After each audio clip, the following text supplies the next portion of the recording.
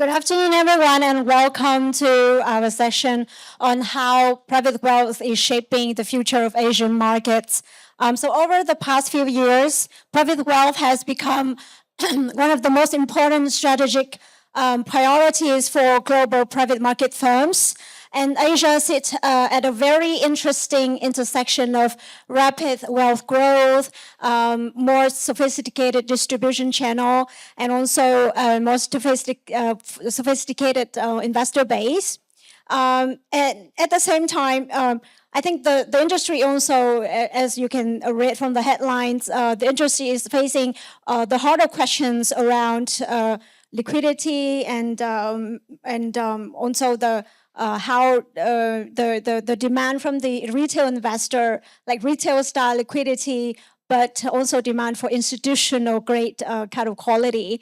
But before we start the conversation, let us have a quick round of introduction, maybe a 30-second introduction about yourself and your firm, and we can start with Brad. Hi, good afternoon, everyone. Pleasure to be with you. Pleasure to be on this panel. I represent Carlyle. We're a firm, for those of you less familiar with us, founded back in 1987 in Washington, D.C., which gives us a very interesting, unique vantage point of being at the intersection of government, finance, and regulation. We're $480 billion of assets under management. We're a broadly diversified private markets firm across various strategies, which no doubt will pull the lid off through this panel. Hi, everyone. I'm Sharon Chow, so I lead the North Asia Wealth Team at KKR. Some of you may know KKR as the pioneer of the private equity industry altogether back in 1976, so it's actually our 50-year anniversary. The firm, not me. We started off with private equity with $120,000, and fast forward today, we're about $750 billion. So I think we've also branched out across private equity, infrastructure, credit, as well as real estate. And a few years ago, we've forayed into a dedicated team that really looks after our private wealth clients. Hello, everyone. My name is Mark Hindriks. I'm an MD in the investment team at Azalea. Azalea is a subsidiary of Temasek, one of the largest global private equity investors. When we started about 11 years ago now, our mandate was really to broaden access to private equity, so very adept to this discussion here today. We went about it in a quite unique way. We actually securitized large portfolios of private equity interest and provided rated bonds to the retail as well as institutional clients. And on the back of that business, we had investors asking for more equity-like returns, so we've also built an equity program around buyout funds, growth, themed funds in the sustainability space, as well as a co-investment program. And we're in the process of launching an evergreen product as well. So again, I think some of the items we're going to discuss here today are very, very opportune. So nice to be here, and congrats with this great turnout. I mean, it's an amazing conference, and I congratulate you guys on organizing it like that. Thank you. Thanks a lot. My name is Johan Santa. I'm the head of private wealth for Blue Owl Capital in Asia. Thanks also for Deal Street for having us here. It's a great opportunity and really appreciate it. Blue Owl Capital, for those of you who don't know us yet, we are $315 billion leading alternative investment manager, predominantly stable downside protected returns with a high income generation. Effectively, the only thing we do is traditional private equity or buyout. We have about half of our AUM in private credit, direct lending, asset-backed financing, 80 billion roughly in real assets, in the digital infrastructure, and the triple net lease business, and also about 75 billion in GP stakes. We have been one of the pioneers in private market and private wealth. Like, we have a private wealth franchise since 2016, 2017, since the inception of the company. Also run evergreen vehicles, which I'm sure we're going to touch upon a little later, since founding of the company as well, and delighted to be here. Samantha? Thank you. Hopefully, this is last but not the least. I'm Samantha Lin, and from TPG Asia, and also I am part of the member of Asia Private Wealth team based in Hong Kong, where I lead the Wealth Solution Initiative across Greater China. So TPG is one of the largest alternative manager in the world, managing to over 300 billion AUM. So I understand today we're going to talk about a lot of the Asia. So one of the interesting factors that we are actually one of the first GPs open an office in Asia, in Shanghai, back then in 1984. A lot of story and also extensive experience in Asia. But in terms of private wealth, we're still young. So I'm happy to learn from the panelists today and also to communicate with you all. Thank you. Well, to start off, I would love us to move beyond the Asia is growing narrative to really discuss what's changing on the ground. So we often heard that Asia matters because the wealth pool is growing, but I think it's more to that because the wealth alone doesn't explain like why global firms are aggressively expanding into the region. So maybe Brad, I would start with you. What is structurally different about Asia that that made private wealth today so a compelling opportunity for a firm like you, just beyond the opportunity beyond AUM growth? Look, I think it's worth looking back as we look forward in answering that question. We've been investing on the ground and had offices on the ground for well over a quarter of a century in Singapore, Hong Kong, Tokyo, India, China as well. So in terms of talking about what's changing, it starts by acknowledging that we've been on the ground, we've seen a lot. And so part of that evolution and part of what's changing is evolution. You talked about the growth in wealth. It is undeniable. As you look at various surveys around the world, two things stand out about Asia. One is it is the second largest pool of global wealth. Second largest pool of global wealth. But what makes it more outstanding, more interesting, no doubt, to all of us here on the panel, is its rate of growth is number one in the world. And leaning into growth is something that's rational from a business case point of view. I think then what we're seeing changing as well is an increasing appetite as you see some of the changing of or the intergenerational passing down of wealth, and you're seeing some of the investing behaviours change. That's attractive to a firm like Carlyle in terms of bringing a strong brand name that's recognised and the trust that accompanies that, but being able to get access to investors that have a willingness to go into private markets, that are constructing their portfolios in a new version of a 60-40, which has private markets investing much more at a core of that as well. So it's an evolution as rather than a big bang of change. And it's something we've observed over a quarter of a century, both investing but also fundraising across institutional and private wealth channels here in Asia. So I would love for others to join also. So speaking of the evolution of Asian investor, retail investor, do you also see that it's because of their higher tolerance for risk compared to investor in other geographies, or is it the entrepreneurship also, or something else entirely? Maybe Mark, you can take. Sure, no, happy to add to that. So. To me, two words stand out, and that's access and architecture. I think what we've seen maybe a decade ago up until now, private equity for a lot of Asian investors was about getting access.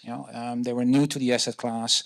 They were interested in getting access to the best managers globally, and a lot of asset managers like us were providing that access. But I think as the market has become more sophisticated, people are thinking much more about a portfolio construction and does their portfolio stand up to scrutiny when it comes down to volatility in the market, what we've recently seen.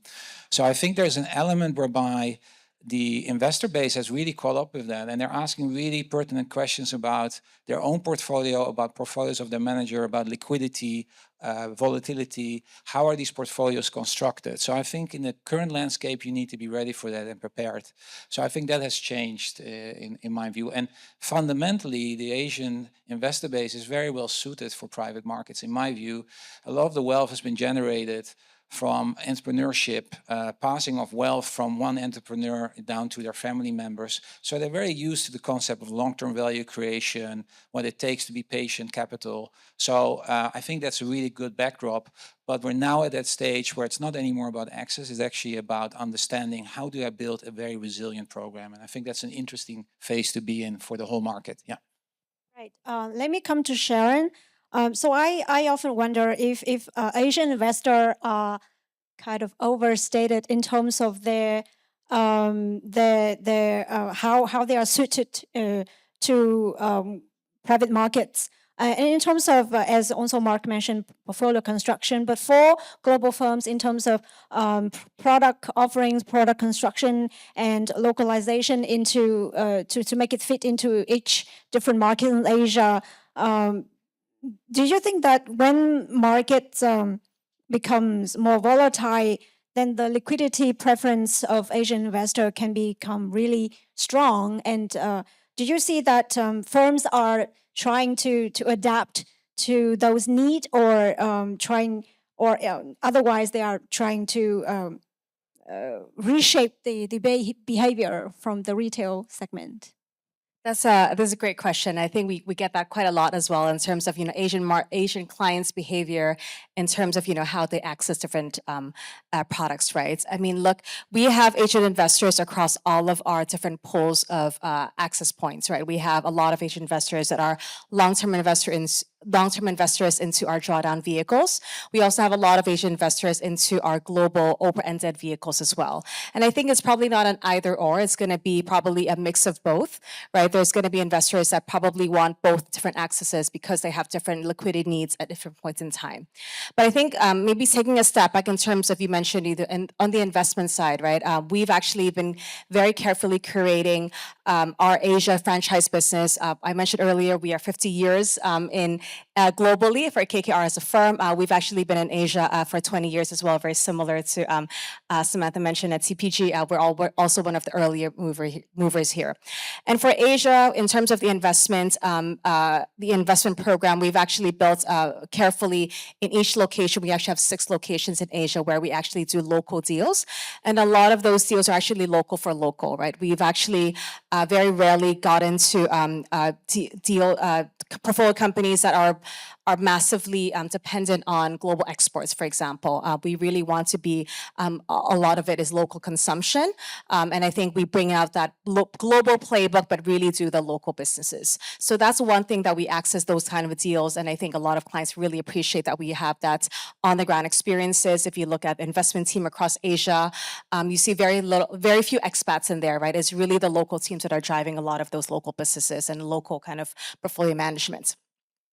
On the investment side, we were just talking about this backstage, right? The behavior of Asian investors can be quite different. If you look at the wealth investors, I think one thing that really drives a lot of the local Asian investor behavior is that we have no capital gains tax here, right, compared to the US. And so in that sense, a lot of Asian investors also can come in and out quite easily if they feel like, there are different opportunity sets that are presented to them, right? They come in pretty quickly. They come in an entrepreneurial spirit. They also want to make sure that you really handhold them. They really understand what they're investing in for them to stay along. And so education then becomes a very important piece of our wealth playbook. We want to make sure that Asian investors really know what they're investing in, right? They're not just looking at a very simple return number and then just getting out, but then really staying here for the long term. And that's something that our team works really hard on to make sure that we have the materials, we have the events, we really have spent a lot of time educating the clients what these long-term investments really mean mean to them? Yes, I think speaking of investor behaviors, it's time to address the elephant in the room. So the headlines over the past couple of months around the U.S. markets and how retail investors react to liquidity redemption. It's the hard questions. But maybe I start with Johan on this because. Private credit and then evergreen structures have been right at the center of the discussion globally. So the exposure to redemption pressure in the US, and then there's some kind of tension because investor want the liquidity, the institutional style kind of returns, but also like daily liquidity as they invest in stocks. But do you think that the industry has done enough job in terms of explaining what these kind of evergreen or semi-liquid structure are or what they are not? No, and thanks for the question. And maybe let me just start with also some parts that maybe I just want to clarify. When we hear the word retail, it might mean different things to different people. When we talk about retail here in Hong Kong and Singapore, we're talking about high net worth, ultra high net worth individuals. It's only reserved for accredited investor, professional investors, depending on the regime that you're in. So then we're talking about fairly wealthy individuals. Sometimes I feel like retail can be a bit misunderstood. Even with the largest private banks, and for many of you that fortunate that have accounts there, the minimum threshold to be a client is actually fairly high. Regardless, the private market penetration is less than 5% or even alts penetration to begin with. So we're really starting at a very low base. In Japan, it's even less than 1%. I think that's probably the starting point. Private markets are really here for helping diversification across public markets and generate a less correlated income stream or outcome for clients. In terms of the some dynamics that we've seen, I think with unsurprisingly, private credit, especially in Asia or global, was one of the biggest beneficiaries in recent years. And one of the reasons it's a very stable income profile. It's you also generate a premium compared to public market, whether it's broadly syndicated loans, whether it's any other fixed income instrument, in the excess of 300 basis points for giving up part of your liquidity in the portfolio as a consequence. So while eventually everything started with, like real estate, maybe a strategy from a company that took off, private credit was undoubtedly the next beneficiary on that one. I always ask my clients, what is the alternative? I was fortunate to work for a leading private bank at one point of time, and I was in charge of distributing closed-end drawdown funds for private wealth individuals as well. We're talking about 10-year lockup structure, potential extension in fund life, unpredictable capital calls, inconsistent or sporadic distributions, not necessarily the best feel for private wealth clients. So I wholeheartedly believe that the evergreen evolution that we have seen in private wealth was the single best thing for private market in private wealth because it gave clients to access a fully funded portfolio and clip coupons from the first months. And I think this is going to be here to stay. I think there was recently a lot of debate and scrutinizing on private credit itself. Of course, the exposure around software within private credit. Some of them have been large lenders in that segment. We eventually also have the largest software lending team in the market. Out of 130 professionals in our direct lending team, 40 of them are like dedicated to software. And I have to say we do predominantly first lien senior secured sponsor-backed lending at the same time. We're obviously a bit surprised how come there is so much attention on us and a little less on the private equity sponsor that of course sits at a different stage in the capital structure. Last but not least, we obviously have seen the debate on the evergreen structure. I'm sure you heard my opinion on that. And of course it comes with liquidity. I believe that the tender or redemption pressure is inevitable when you provide the liquidity of 5% per quarter or 20% per year. I think it's nothing unusual. You see sometimes increased activity on that side. I don't think it ultimately will change anything on that one. I furthermore believe it happening in direct lending is not a bad thing either. You have a lot of liquidity in direct lending, especially in sponsor-backed lending. We have about 5 to 8% of our portfolio just come through on natural repayments. As you know, we have to return 5% of capital in some of these strategies as well, which allows us, assuming there is no new capital coming in, still to maintain the tender and still to deploy capital at increasingly wider, more attractive rates. Because whenever there's turmoil, you see also banks occasionally retreating, spreads are widening. It's actually quite attractive for us from a deployment perspective.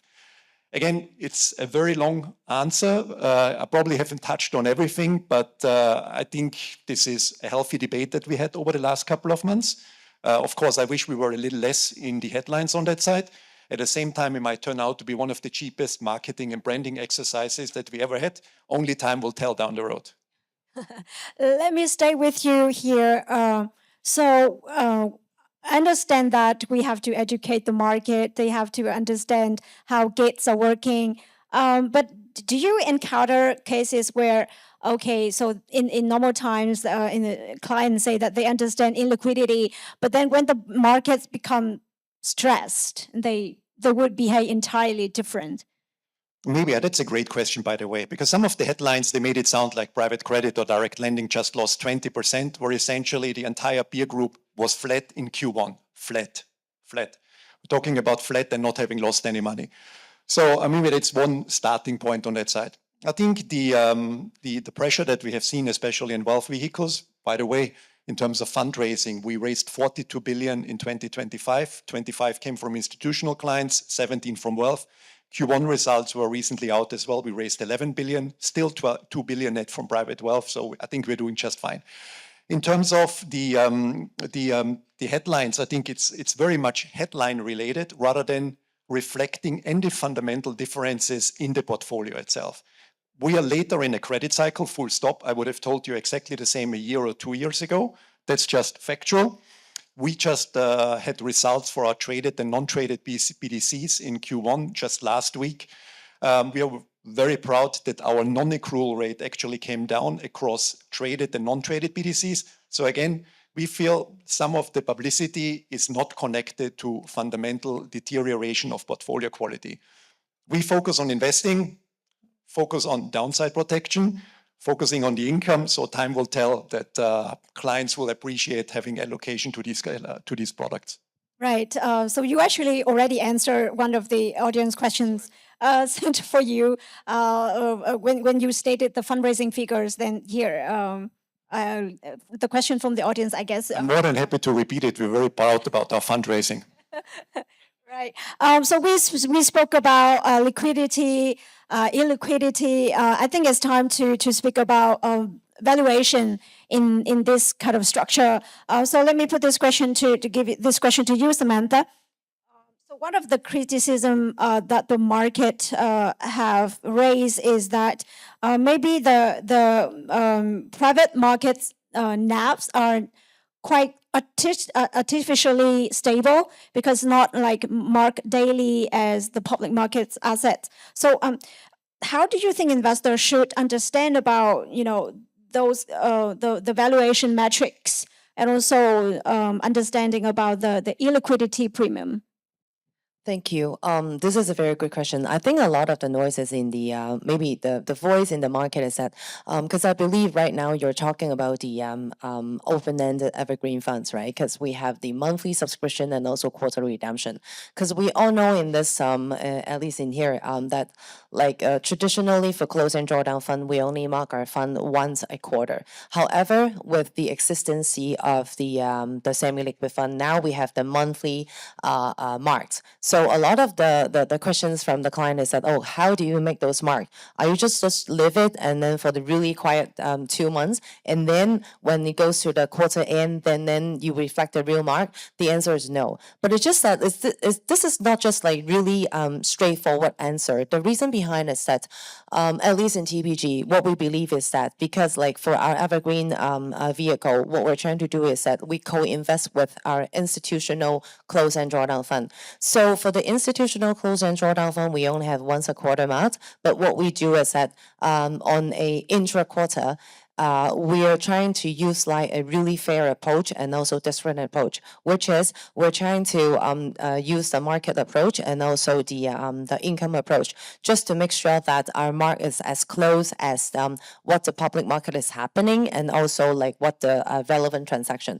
Of course, some of the the voices is saying that, okay, it seems that for private equity, the monthly mark is more is less volatile than the public market. Is it because you have some like manually adjustment? I wouldn't say like this adjustment is good or bad, but the thing is that what we're trying to do is that we are trying to use our best estimate, but we are taking off, let go the voices in the market, because in the public market, a lot like I think a lot of you will experience that the company has no issue. It's just like private credit, right?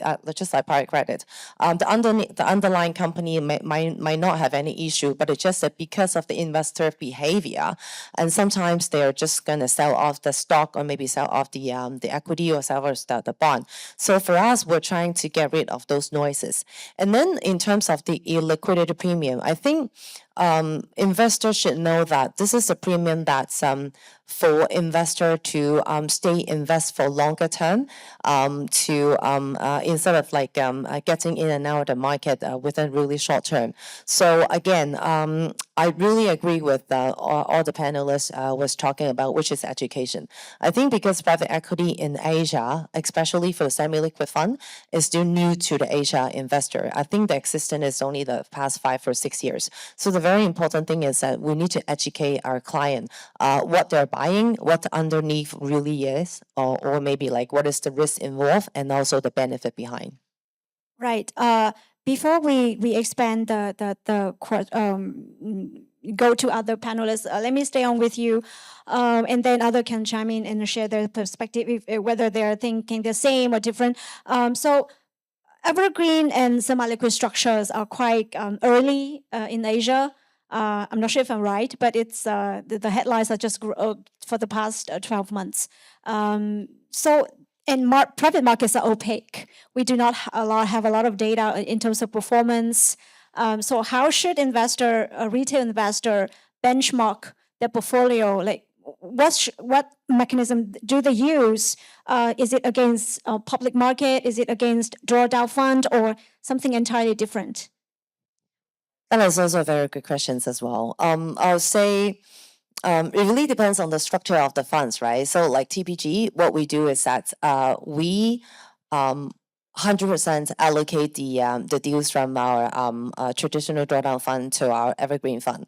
So I wouldn't say the past performance like is really we can repeat the past performance, but sometimes when investor, when they look at an evergreen vehicle, this is the track record they need to look at. They need to look at. So it's like we've been in the private equity market for the past like 30 years, and then our performance is like for the past 5 years we're making 17% net IRR, and then also for the past 30 years we're generating like 14-15% net IRR. I think this is one thing that the client can look at. But one thing I would like to remind all of you is that because like for semi-liquid fund or open-end drawdown fund, the capital is 100% called and then it's 100% invested, compared to the closed-end drawdown fund, because you have a call period. So IRR may not be a perfect indicator to look at that. So sometimes we do have to look at the annualized performance for those like semi-liquid fund as a benchmarking. Right, Mark. Yes. Yeah, no, add? happy to add, and I agree with everything that was said there. But I would say, I think we have to acknowledge also in the room that the semi-liquid space is quite young. Most of the funds that are in existence now have probably a track record of less than 5 years. There's clearly some outside there that have been around for a lot longer. So, how much have you actually seen of realized performance, over that period? It's a bit more difficult to assess. So then you're back to fundamentals. So I wouldn't over-index now, just, take 5 semi-liquid funds or evergreen funds, whatever you want to call them, and then just compare performance and say the highest performer, that must be the best fund, because I think that's probably a little bit too shallow. I do think you have to do the extra work and look at what the manager actually investing in, what's their portfolio construction thesis. I think you also should look at how is liquidity management governed? How transparent and how open are they about how they're actually doing institutional liquidity management, and what's their track record there? And those are all very basic questions that you should be able to ask the manager that is offering you this product. And I think only then you start to get an appreciation for how these different products differ, because I can imagine for an outsider they look very much the same. You know, they all have private equity exposure, they all have a liquidity sleeve, but there's actually quite a few nuances there that people should pay attention to. Now, what I do think is that there's very sophisticated benchmark providers, and they're probably working very hard on coming up with a really appropriate benchmark index for the semi-liquid asset class, for the evergreen asset class, but it will take a bit of time to take hold, and it will probably take a few more years to be really institutionalized. So that will take some time. Yes, Brad, do you want to add anything since, retail investor, they do not have the sophistication as the institutional LPs when it comes to private markets? So I would just remind people not to kind of jump to the conclusion of writing off the private client, I guess, level of sophistication, because all of us on this stage need to deal with a group of very motivated, very smart gatekeepers at the private banks that we go and take our funds to. And they are putting us all through our paces in terms of pulling apart and decomposing the track record of our, for example, the drawdown funds, which we may use as a reference or a benchmark as we talk about an evergreen product, and the confidence level that we have to hit those stated returns. That will go to as well, particularly if you've got a long investment track record. How have you done during different market regimes, low interest rates, high interest rates, and so forth?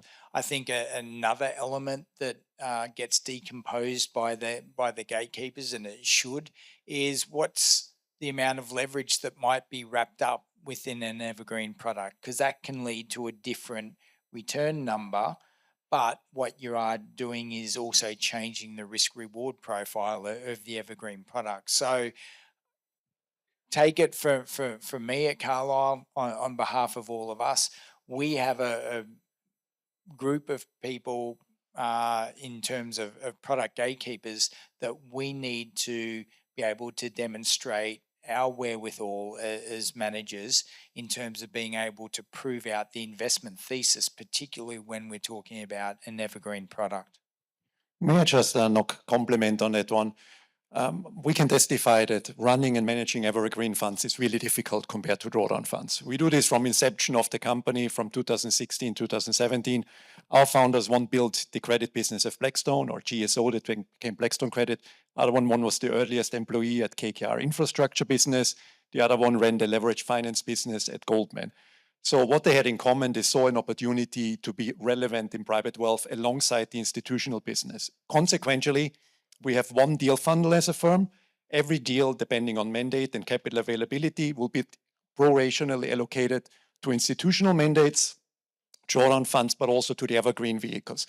But what do I mean evergreen or running evergreen funds really difficult? In the drawdown fund, you as a manager, you're in charge of your destiny and you decide on everything. When you call the capital, when you distribute, whether you extend your fund life, plenty of things under your control. When you run evergreen vehicles, you don't know how much money exactly you get on a monthly basis. You have to make sure you have a robust deployment pipeline. You don't know exactly the financing leverage requirements that you have, but you have to fix them. And of course, the last variable, you have to return capital on a quarterly basis of 5% as well, where liquidity sleeves come in. We do everything since 2017. We would also argue that we have very long track records in all our vehicles, even in our non-traded BDCs, which might only be around for 4 years. We have traded BDC equivalents that follow the same investment process, same deal funnel, that have almost like 10 years track record on that side. And we do have monthly valuations, external valuations in all our mandates that come from external party on that side. So we're quite proud about that. I just want to make sure that this is covered here as well. Right. So I think that brings us to the biggest strategic question, like the panel title, like if private wealth becomes like a permanent funding base for GPs, how does it change Asia private markets? And I think that question is linked to one of the audience questions also. So I asked my question and then the audience questions. So today, much of the Asia's wealth are flowing into global products. I also wrote an article on Asia as a standalone strategy for wealth clients. But I didn't interview you guys for that story. So I wanted to hear from your perspective if Asia is worth a strategy for private wealth. And so the audience questions is, how has the home bias of Asian private wealth been affected by the geopolitical concerns? So two parts of the questions on Asia markets, private markets for private wealth. Maybe I can start on this Sharon, one. yes. We do have a pretty big Asia franchise, as I mentioned earlier. We're currently in our 5th vintage of our Asia private equity fund. And traditionally, we've actually have a lot of private wealth investors that are actually invested in the previous drawdown, in our existing drawdown funds. So I think the appetite for Asian investments, Asia private equity in from Asian private wealth clients is actually quite strong. So we are seeing that because I think some of the things that were mentioned, what we really do is we want to buy businesses, we want to make them better. And then this is the value creation that a lot of Asian investors really appreciate, especially the entrepreneurial nature of the investor base here. So we do have that.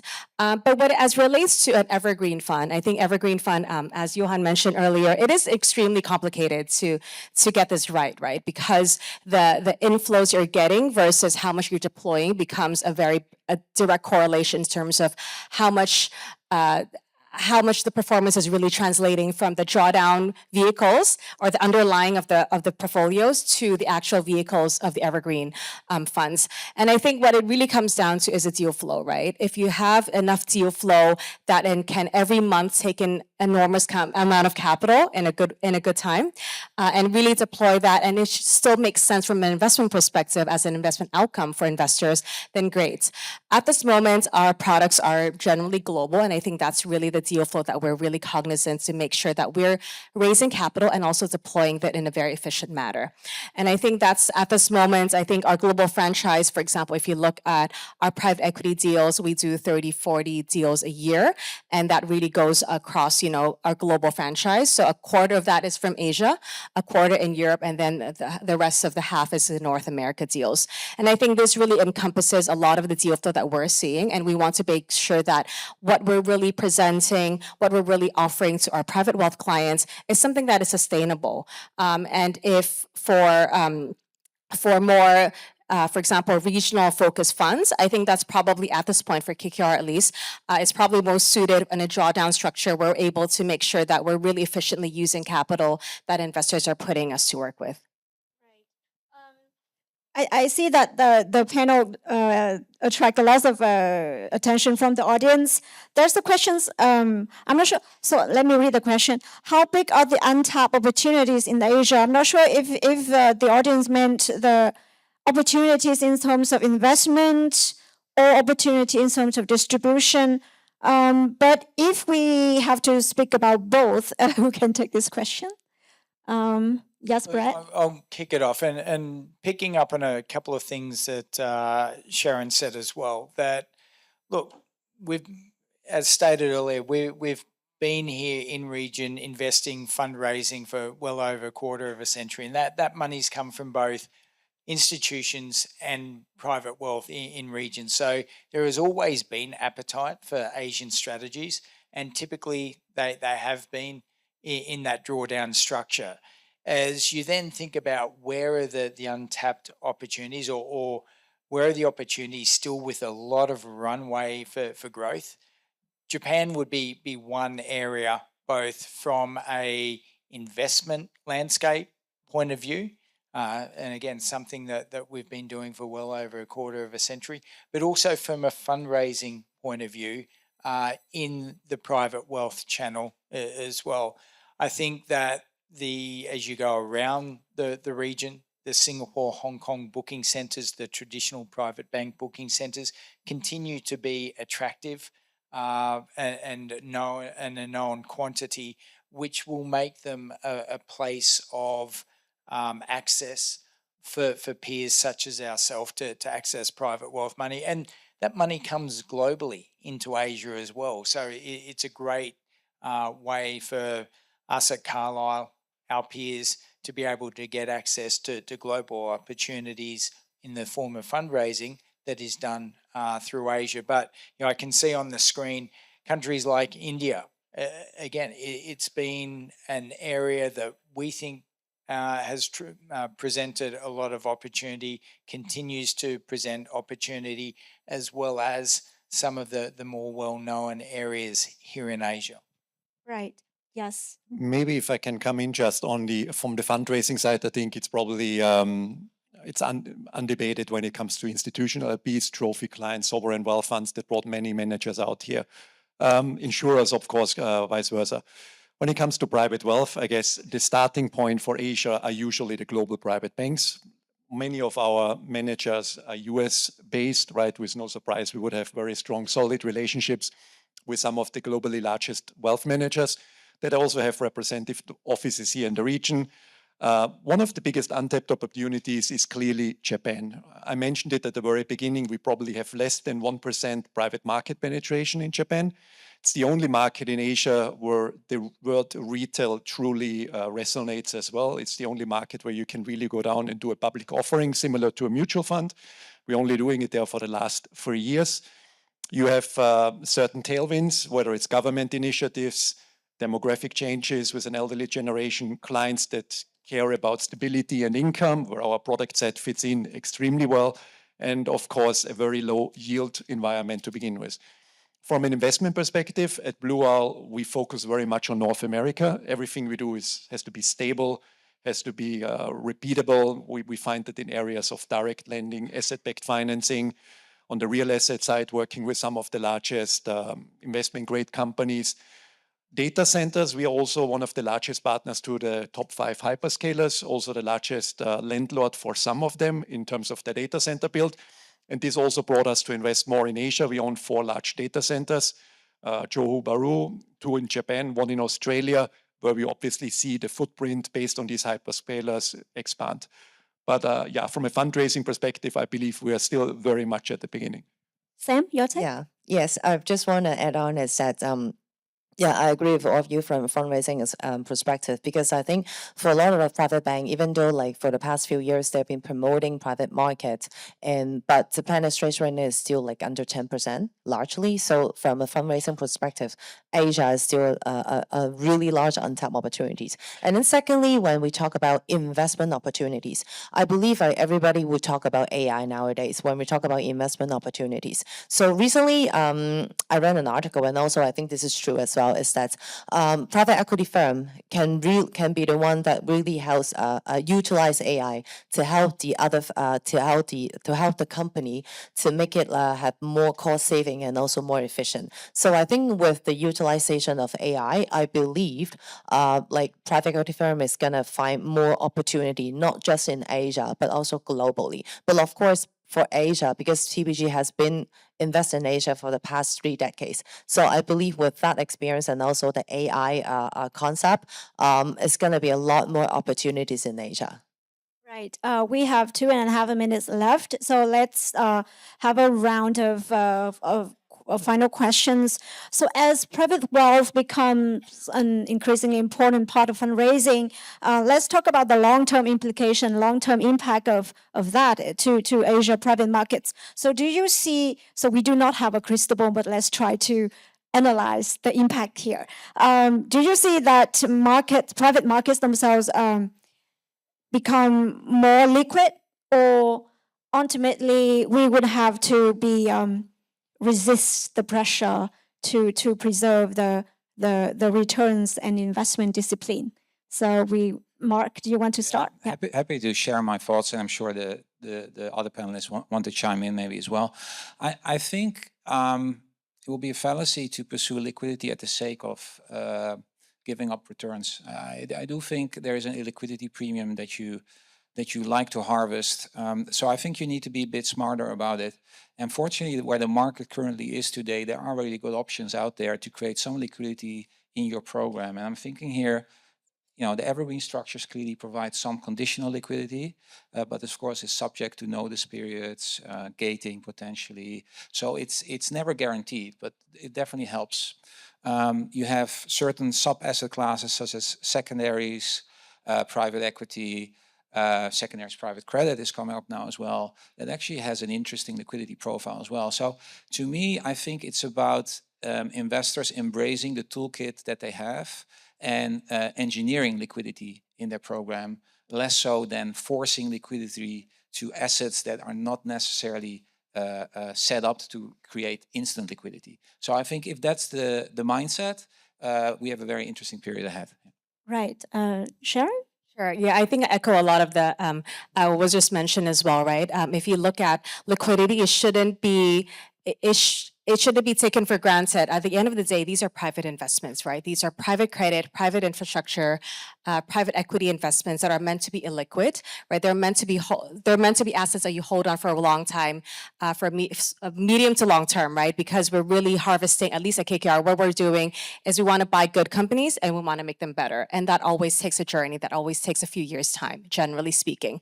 And so, if you are engineering an artificial liquidity that gives them too much optionality to get out, we don't want to sell any good companies that we're trying to make great for the sake of for the sake of matching the liquidity that people are looking for, right?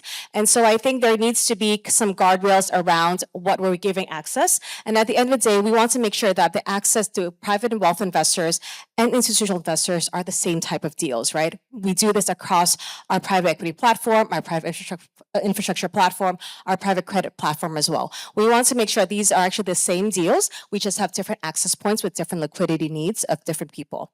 And again, with the private wealth investors, they can access both of them, right? We have private banks that we work with that also offer our drawdown funds and also our open-ended structures. And then a lot of clients actually do a combination of both, right? If you look at the drawdown funds, they probably represent a very long-term, more thematic capital. Maybe they're invested in Asia deals, for example. And then the evergreen structures are really on the global side where people can access with some optional liquidity as well. Right. So we are run out of time, and that long-term view answers are a perfect wrap-up for the panel today. Thanks to our esteemed panelists for coming and sharing their perspective, and thanks to the audience for staying on. Thank you very much for our panel. Thank you very much.